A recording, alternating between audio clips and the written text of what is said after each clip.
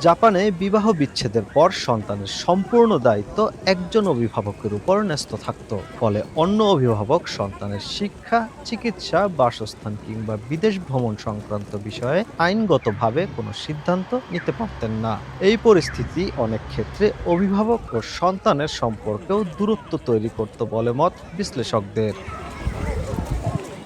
দেশটির নতুন আইনের আওতায় বাবা-মা উভয়ই পারস্পরিক সম্মতিতে যৌথভাবে সন্তানের অভিভাবকত্ব গ্রহণ করতে পারবেন। তবে উভয় পক্ষ একমত না হলে কিংবা বিশেষ পরিস্থিতির ক্ষেত্রে আদালতের মাধ্যমে একক অভিভাবকত্ব নির্ধারণেরও সুযোগ রাখা হয়েছে।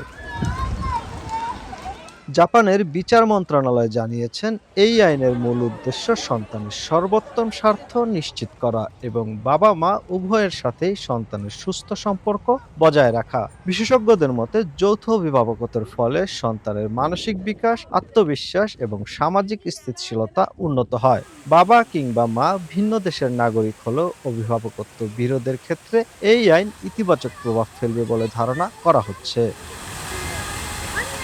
তবে এই নতুন ব্যবস্থা ঘিরে কিছু উদ্বেগও রয়েছে। পারিবারিক সহিংসতা বা নির্যাতনের মতো সংবেদনশীল বিষয়গুলোতে এই আইন কার্যকর করতে গেলে অতিরিক্ত সতর্কতা ও সুরক্ষা ব্যবস্থা প্রয়োজন হবে বলে মনে করছেন বিশ্লেষকরা।